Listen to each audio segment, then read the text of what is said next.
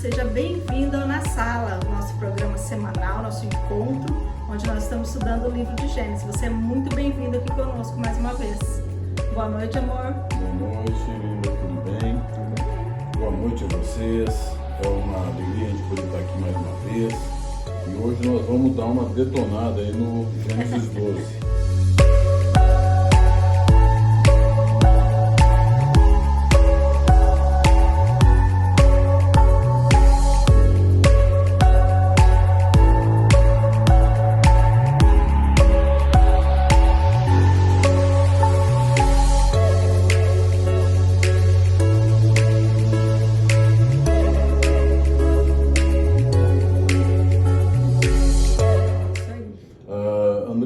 Que você desse voltasse um pouquinho, né? No Gênesis 12, pra gente dar uma recapitulada aí, até chegar no 10 lá, pra gente poder começar a dar sequência aí. Então vamos lá, só pra gente, a título de introdução aqui, vamos ler então novamente o Gênesis 12, 1. E o Senhor disse a Abraão: sai da tua terra, da sua parentela e da casa de seu pai, e vá para a terra que te mostrarei. Farei de você uma grande nação e o abençoarei e engrandecerei o seu nome. Seja uma bênção. Abençoarei aqueles que te abençoarem e amaldiçoarei aqueles que o amaldiçoarem. Em você serão benditas todas as famílias da terra. Então, como nós já havíamos falado na semana passada, Deus chama Abraão quando ele ainda estava em Ur dos Caldeus, né?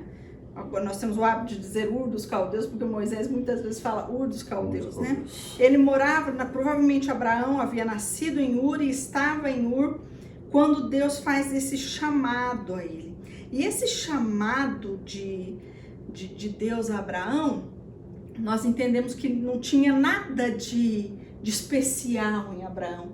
Não havia nada que promovesse Abraão, diferente de como a gente viu com Noé, né, que começa falando que ele era um homem justo, íntegro. Não tinha nenhuma qualificação. Né? Pelo contrário, ele vivia num lugar idólatra, possivelmente ele e toda a sua família eram idólatras, possivelmente não, Josué fala lá, né, do nosso pai Abraão, e que ele e toda a sua família adoravam outros deuses antes de ser chamado pelo Senhor, né? Então a gente sabe disso. Então não havia nada que recomendasse Abraão para que Deus o chamasse. E a gente vê ali Deus dando uma ordem, né? Para ele sair daquele lugar, para ele ir para uma terra que Deus iria lhe mostrar. E sabe o que eu vejo nisso, Larry? Às vezes a gente fala, era só para ele sair. Mas não é só um sair. Imagina, era um homem ali, já de quase 75 anos, e esse sair era um romper com a cultura que ele nasceu e viveu, família. O romper com a família, o romper com a idolatria. Imagina, né? A pessoa cresceu ali, viveu ali, ensinou ali pessoas a isso, né? Casou-se ali. Então ela estava inserida naquela cultura, aquilo fazia parte dela. Então não é simplesmente fazer as malas e sair, se mudar. É um rompimento muito grande quando Deus nos chama. Quando Deus nos chama para algo, não é simplesmente uma mudança de latitude e longitude. É uma mudança total, né? É uma mudança interna, é algo que vem de dentro para fora. É uma mudança completa na nossa vida, né? Mas interessante, né, Andressa, que ele sinaliza bem, sai da tua parentela, né? Isso é um detalhe muito interessante que a gente vê, né? Não é para ele sair e levar todo mundo junto. E a gente viu que lá no final do Gênesis 11 ali, nos fala que o pai dele, vai ele, a esposa e o pai e o sobrinho Ló. Exatamente. Para Arã, né? O sobrinho Ló foi junto, o outro irmão, né? possivelmente não quis agarrar esse chamado, não quis acompanhar, mas ele vai com o pai e fica em Arã até que o pai morre e depois ele segue, né? E ele falou que a terra que ele ia mostrar essa terra. Ele não sabia. Ou seja, até aqui não falou nada sobre essa terra. Não falou nada. E é interessante que o capítulo 11 de Hebreus, ele vai nos mostrar que Abraão, ele obedece a Deus sem saber para onde ele iria, como ele iria, quando ele iria, nem por que ele iria. Então, mas ele, além de chamar, ele fez promessa para ele. Fez promessas a Deus. Nós vamos ver aqui agora o que acontece. Depois da ordem, então, que Deus dá para que ele saia, vem a promessa. E ali está escrito assim, vai dizendo ali que de ti farei uma grande nação, né? Essa é a primeira coisa que Deus fala ali para ele. E nós já estamos sabendo que o capítulo 11, Moisés já não falou que a esposa de Abraão, Sarai, era estéril. Então pensa o tamanho da fé desse homem, o tamanho daquilo que o Espírito Santo já estava gerando no coração dele obedecer um Deus em quem ele não cria, ir para um lugar sem saber onde era, quando iria, como iria, para que ele estava fazendo aquilo. Seria uma grande nação e com uma mulher estéril. Ou seja, ele não poderia. Não poderia, né? Tinha tudo para virar as costas e falar, tô louco, tô ouvindo coisa. Qualquer um falaria assim nos dias de hoje. Isso mesmo. Aí na sequência ali no capítulo 1 ele diz assim, te abençoarei. Quando Deus diz isso para Abraão e quando Deus diz isso para nós, é uma garantia de proteção de Deus, né? Pensa na confiança que nós podemos ter quando Deus diz, te abençoarei, de proteção, de cuidado de Deus com a gente, mesmo diante de qualquer circunstância, né? Deus cuidando de nós, Deus nos protegendo. E ele continua ali, engrandecerei o teu nome. E nós sabemos, somos sabedores que Abraão se torna o pai de uma numerosa nação. Pai da fé. Né? Ele fala, engrandecerei o teu nome, né? Como Abraão entrou para a história, né? Quantas coisas nós vemos, nós vamos ver lá, Gênesis 27 vai dizer que Abraão, chama Abraão de profeta, Gênesis 23:6 chama Abraão de príncipe de Deus, servo de Deus, amigo de Deus. Olha como o nome de Abraão foi engrandecido diante do Senhor. Você ser chamado de amigo de Deus. Amigo de Deus. Né? Que coisa, de alguém que não tinha nem predicado, Deus levanta, dá uma ordem e faz todas essas promessas e as cumpre, né? Todas elas, porque Deus não falha. E aí continua o texto aqui e diz assim, seja uma bênção. Então, quando Deus está dizendo isso aqui para Abraão, eu entendo assim, Deus abençoa Abraão para que ele fosse o portador da bênção.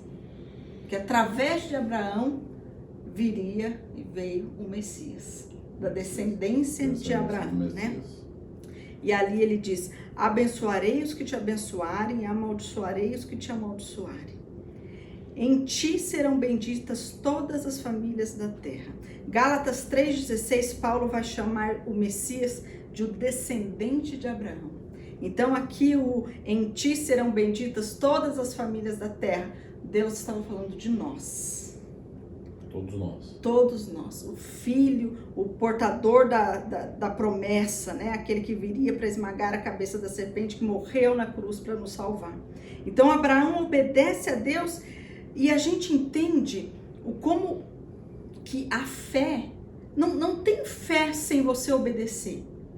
E não tem como você obedecer sem você ter fé, né? Porque a gente viu que tudo que Abraão se desfez, se despojou, para obedecer a Deus. Então, uma coisa está ligada à outra. Não existe obediência sem fé e não existe fé sem obediência. É impossível isso, né? Não adianta eu dizer que eu tenho fé se eu não obedeço a Deus. Fé é essa, né? O interessante aqui, nós trazendo para os nossos dias, né? Eu vejo que Deus chamou ele. Começa por aí, né? Deus nos chama, eu, chama você, chama todos nós, chama vocês, né? E quando Deus chama, não importa em que situação você está, né? Porque muitas vezes a pessoa pensa, poxa, mas tem o fulano que está lá na igreja há 30 anos, por que Deus me chamou? Né? Quantos não poderiam ter pensado aqui quando Abraão falou, olha, Deus me chamou, Deus falou comigo. Imagina as pessoas que deveriam ter pensado, né, em relação a isso, mas não. Deus preparou, Deus chamou, Deus já fez a promessa para ele, ao mesmo tempo, e ele confiou, e ele creu. E obedeceu. Né? Obedeceu. Creu e obedeceu. Né? E deu sequência no caminho aí que nós vamos ver agora. Isso aí nós vimos então que Abraão sai com seu pai, sua esposa, seu sobrinho Ló, vão para Harã, sobem a Arã-Padã. Lá eles ficam muitos anos. Ali Abraão adquiriu bens, adquiriu servos, e eles ficam ali até a morte do pai, do Terá, né? E Abraão, então, ele segue, sai em peregrinação novamente após a morte do seu pai, e ele chega em Siquém. Quando Abraão chega em Siquém, Siquém fica na região de Canaã. Mas Canaã estava habitada pelos cananeus, né? Uma descendência do filho Cã, de Noé, o seu neto Canaã. E ali eles estavam, então essa terra ela já estava habitada. Mas e aí nós vamos ver Deus pela segunda vez agora. Deus vem e vai falar com Abraão e diz para ele que aquela é a terra, né? Aí diz lá assim, ó, no verso 7, o Senhor apareceu a Abraão e lhe disse, darei essa terra à sua descendência. Então quando Abraão chega naquele lugar, Deus mostra para ele, esse é o lugar que eu vou te dar. Essa é a sua terra, a terra de Canaã ali. Então Abraão edifica um altar, e daí ele desce um pouquinho, vai até a região de Betel, estabelece ali, ele monta suas tendas e novamente ele edifica um outro altar ao Senhor. Vê como Abraão, a mudança, né, de um pagão que ouve a Deus, Deus gera no coração dele fé, ele obedece, cumpre, ele entende a importância de adorar a Deus. Né? Já é a segunda vez que ele faz ali um altar para adorar o Senhor. Para agradecer o Senhor daquilo que ele fez, do caminho que ele tomou, e para agradecer realmente a Deus. Né? Isso é uma coisa que a gente aprendeu desde lá do Noé, né? Quando ele saiu da arca, a primeira coisa que ele fez foi adorar ao Senhor. Essa semana passada, né? E aí nós vamos ver aqui, então, que agora Abraão vai mudar de lugar. Ele estava ali estabelecido, nós não sabemos quanto tempo ele ficou ali em Betel, montou as suas tendas ali, o povo, eu acredito que nesse período já existiam ali umas 400, 500 pessoas com Abraão, e eles estavam ali, morando ali naquele lugar, cultuando a Deus, e de repente naquela terra começou a ter muita fome. O texto vai nos falar ali, o verso 10. Havia fome naquela terra. Assim Abraão foi para o Egito para ali ficar, porque era grande a fome na terra. Então Abraão decide ir para o Egito. Ele pega o povo e desce para o Egito. Era um período de fome e ele leva em conta, a gente observa aqui que Abraão levou em conta todas as circunstâncias, né? Ele tinha um povo de quem ele era líder, ele precisava alimentar aquelas pessoas, os animais, ele precisava cuidar daquelas pessoas. Mas nós vemos aqui que ele não consulta Deus em momento algum. Em momento algum ele consultou diante da dificuldade, ele fez aquilo que era racional se fazer. Vou pegar o meu povo e vou para um lugar onde havia comida. No Egito havia comida. E então, e essa é a primeira vacilada que a gente vê Abraão aqui cometendo. E isso é para que nós entendamos o quanto nós temos que estar vigilantes, atentos. Porque se com Abraão aconteceu isso, imagine conosco, né? Quantas vezes, diante de problemas, diante de dificuldades, ou até diante de decisões que você precisa tomar, você leva em conta tudo que está acontecendo ao redor, todas as variáveis, mas não consulta a Deus. Esse é um dos grandes detalhes que ele fez. Eu queria só fazer um parentezinho aí para explicar, né, esse detalhe do que aconteceu com Abraão, porque, na verdade, naquela época, como hoje é assim também, só que hoje a tecnologia nos ajuda a levar água para muitos outros lugares, né? Você vê, nós Londrina aqui, a gente vai buscar água para beber a 15 quilômetros daqui, né? Então a tecnologia faz a gente poder trazer isso, facilita para a gente. Nessa época, onde eles estavam, não existia tantos rios assim fortes ali que pudessem sustentar a agricultura, né? Eles teriam que irrigar para poder ter alimentos, né? Então, o Egito nessa época, por causa do rio Nilo, né? O rio Nilo sempre foi um rio que trouxe muitas riquezas para o Egito, além de ser além de se usar ele como uma estrada, né, com os barcos de transportes, né, e tal, ele servia para poder irrigar o trigo, irrigar uma série de coisas que os egípcios já faziam isso há muito tempo atrás. Você vê que maravilha, né? Então por isso que existia essa fartura no Egito. E todo mundo conhecia, todo mundo sabia. Mas como você falou, Andresa, quando vem um problema para nós, o que a gente pensa? A gente pensa na direção racional da coisa, né? O que eu tenho que fazer? Ver o que a gente pode fazer, né? O que eu posso fazer para resolver isso? Ele aqui, eu não sei, o texto não fala exatamente, mas eu imagino que ele poderia, né, ter perguntado, escuta, Senhor, é aqui? Como é que é esse negócio, né? Mas não, ele tomou uma atitude... Até pressionado, de repente, né? Às com todo o povo e tudo mais e tal, né? Mas então, ele se esquece de consultar a Deus. E olha que interessante, nós vimos aqui que quando ele chegou ali em Siquém, ele montou um altar. Quando ele chegou em Betel, ele ergueu um altar ali também. Quando ele chega no Egito agora, não tem menção de que ele tenha feito um altar. E nós, durante todo esse período que ele vai ficar no altar, não houve nenhuma interação direta de Deus com Abraão. Sim. Isso indica para nós, assim, quanto aquilo estava sendo reprovado por Deus, que ele estava fazendo, né? Então a gente vê aqui que por medo, Abraão foge pro Egito, sem consultar a Deus, procura outra coisa, por medo da fome, por medo do que pudesse acontecer às pessoas ali. E aí aquele texto que diz assim que um abismo, ele puxa outro abismo, né? Porque quando você começa a fazer coisas sem agora depender de Deus, você vai se afastando de Deus. E cada vez você vai se afastando mais de Deus. E aí nós vamos ver que depois de, pelo medo, ele sair daquele lugar que Deus havia mostrado que era para ele, por medo da fome, ele sai e por medo ele mente. Agora ele vai mentir. Ele vai mentir. Né? Porque agora nós vamos ver ele chegar lá e toda uma trama aqui, por quê?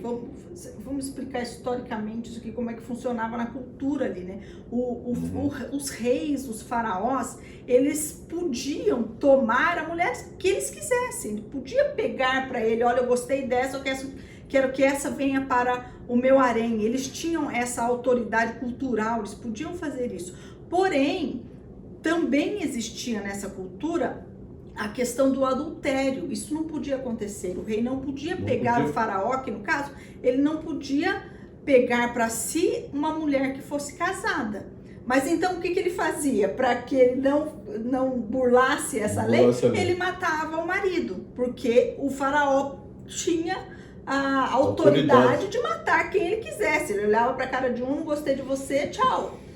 Manda matar. Então, se essa mulher que o faraó quisesse fosse casada, ela mandaria matar o seu marido. E por medo de morrer, Abraão mente, conta ali, depois nós sabemos que isso era uma meia-verdade, mas, Larry, meia-verdade é uma mentira inteira. Não existe isso, né? Não existe meia-verdade, né? Diante de Deus não existem essas coisas. Então ele vai, quando eles chegam lá e que Faraó se interessa, vamos até ler o texto aqui? Vamos ler no 11. Você quer ler? Quando se aproximava do Egito, quase ao entrar, disse a Sarai, sua mulher: Ora, bem sei que és de formosa aparência. Os egípcios, quando te virem, vão dizer, é a mulher dele. Vão dizer, é a mulher dele. E aí, no caso, eles matarão. E vão deixar você com vida. Ele ficou com medo. Ficou né? com medo. Eles vão ver, vão fazer exatamente o que você explicou, né? Vão tirar a vida do Abraão e vão ficar com a Sara.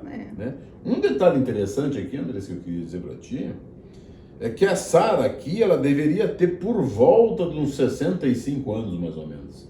Ele estava com 75, Sara tinha aproximadamente 75, quer dizer, Sara tinha 10 anos mais, era 10 anos mais nova. Imagina, gente, como era bonita essa mulher.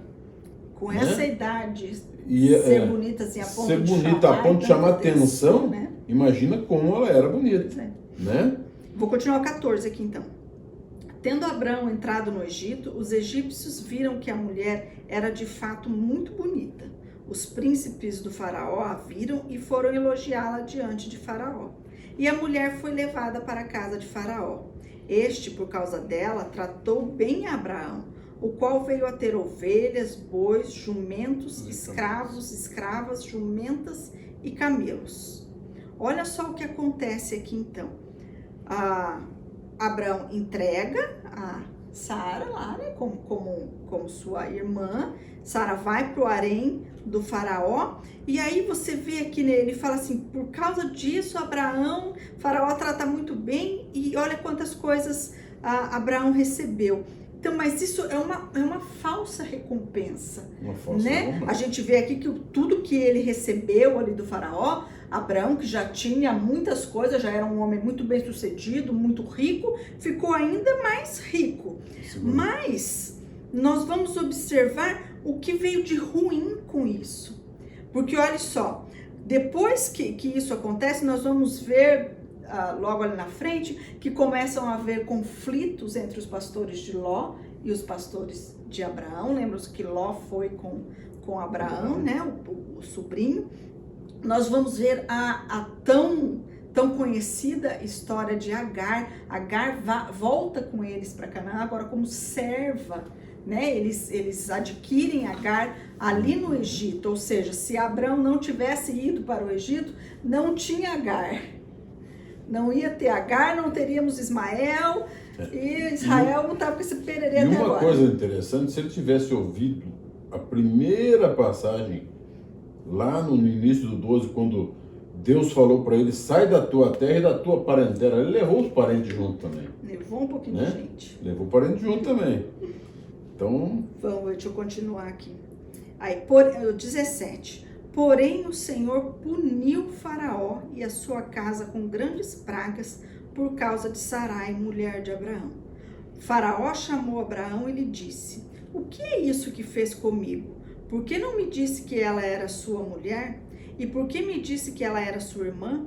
Foi por isso que a tomei para ser minha mulher. Agora, pois, aqui está a sua mulher. Tome-a e vá embora daqui. E Faraó deu ordens aos seus servos a respeito de Abraão, e eles o acompanharam, ele e sua mulher, e tudo o que possuía. Olha que coisa que Deus agora vai usar o Faraó para repreender Abraão. Porque pensa que vergonha, Abraão agora chega e ele não tinha o que falar, porque ele fez errado. Ele mentiu, ele enganou. Ele mentiu. E eu vejo aqui, na verdade, a misericórdia de Deus com Abraão, né? Porque existia a promessa lá do versículo 1. Né? Apesar de Deus ter permitido que tudo isso acontecesse, aí Deus foi lá, uniu o Faraó, organizou, preparou todo o ambiente para quê? Para que o próprio Faraó empurrasse ele de volta para o destino. O Faraó expulsou. Empurrasse ele de volta para o destino que Deus, desde o início, tinha preparado para ele. E pensa que situação constrangedora. Eu acho, olha, você ser repreendido por alguém que tem a mesma fé que você, que crê no mesmo Deus, de olha, escuta aqui, você está fazendo algo errado. Não é assim, por que você fez isso? A palavra de Deus diz assim. Agora, vinha alguém que não conhece o Deus que você professa, o Deus da sua fé, e te repreender em princípios que Deus ensinou a você, isso é muito vergonhoso. Isso é muito duro. Isso é muito ruim, meu Deus. E Faraó, então, aqui vai expulsar, né? Porque você vê que ele mandou os guardas escoltarem eles para ter certeza que eles iam mesmo. E Abraão acaba tendo que subir para Canaã. Voltou para onde Deus realmente tinha enviado. Aonde não era para ele ter saído. Não era para ele ter saído. Voltou de onde ele não era. A gente não sabe exatamente o que Deus preparou e quanto tempo isso durou, né? Quanto tempo durou e o que aconteceu lá. Mas seguramente, se ele tivesse ouvido, conversado com Deus, né? Ouvido aquilo que Deus tinha preparado, porque se Deus mandou, esse fato dele ter saído de lá com o medo da fome, com o medo daquelas circunstâncias, Deus teria mostrado para ele o caminho, né? O medo, muitas vezes, mas eu vejo assim, nos faz tirar o foco, né? Eu vejo assim, sabe, Andressa, todos nós temos esse chamado, né? Deus nos chama para algumas coisas, né? Deus tem propósito. Deus nos prepara, né? Nos prepara para aquela situação. Muitas vezes no caminho nós desviamos daquilo que Deus preparou, com medo de alguma situação, né? Ao invés de nós lá nos ajoelharmos, nos colocarmos na presença de Deus, fazermos com que, termos esse contato com Deus. Escuta, você me pediu isso, você mandou isso, onde é que eu estou errando? O que está acontecendo? Por que não está tendo comida aí? O que está acontecendo? Né? Então muitas vezes nós fazemos o quê? Tomamos o caminho para o Egito. Tomamos o caminho para o Egito, que nem fez ele, e assim acontece. É isso mesmo. Então eu digo assim, sabe, sempre eu vejo, mas mesmo assim, veja bem, mas mesmo assim, gente, Deus, quando Ele te chama, Ele te prepara, Ele faz tudo o que tem que fazer, organiza, te ensina, mostra os caminhos, te leva, mesmo quando você dá uma desviadinha, Deus ainda tem a misericórdia dele, vai lá, te busca de novo, usa o próprio ímpio para te mandar de volta para o teu caminho. Então eu digo para vocês, quando Deus chama, obedece. Atento, né? E são tantas coisinhas que a gente vai vendo, né? Se você parar para olhar assim, né? Abraão foi o homem chamado para abençoar. E ali aquele verso quando fala que o Senhor puniu a Faraó. Então Abraão aqui nesse momento, aquele que foi chamado para abençoar, ele está sendo agora um objeto para amaldiçoar Faraó. Né? Quantas coisas ruins acontecem quando nós desobedecemos, não só desobedecemos, quando nós não consultamos a Deus, quando nós não temos Deus, como não damos essa primazia ao Senhor. Tudo aquilo que nós formos fazer tem que estar diante do Senhor. Tem que ter consulta, tem que consultar Deus, tem que esperar Deus responder, né? Estar atento à resposta do Senhor.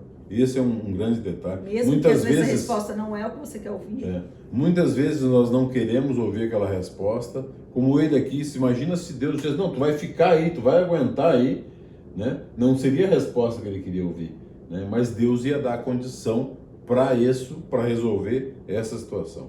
Então eu acredito muito que se nós, né, que temos os nossos chamados, né, que Deus nos chama, que Deus nos capacita, que Deus nos prepara para cada situação. Se nós nos colocarmos na presença de Deus e em oração, pedindo, né, Ele não nos abandona. Ele não vai nos abandonar, né? Ele vai nos colocar no caminho de volta e do objetivo inicial e vai nos levar para a terra que Ele prometeu. É isso aí. Tenho certeza disso. Os Senhor não são os nossos, né? Não é verdade, Andressa? É isso aí. Que lição nós aprendemos aqui com Abraão, né? Que nós tenhamos esse cuidado, né? Cada passagem, cada momento a gente vai aprendendo, né? E quando a gente lê mais, e quando a gente observa mais, né? A gente vai aprendendo tantas maravilhas que Deus colocou desde a primeira folha de Gênesis, desde o primeiro capítulo até o último capítulo da Bíblia. Pode ter certeza que Deus tem maravilhas para todos nós. Para a semana que vem, o Abraão e o Ló, vamos lá para o 13, o Abraão e o Ló vão se separar, cada um vai para um lado, e tem coisas muito especiais que a gente vai aprender com eles aí. Né? Detalhes que a gente não presta atenção no nosso dia a dia e que a palavra do Senhor vai ministrar o nosso coração. Então, se preparem. Vamos lá, né, Andressa? Esperamos vocês aqui na semana que vem para entrarmos em Gênesis 13. Se Deus quiser, a semana que vem, gente, se preparem. Vem para a sala. Vem para a sala.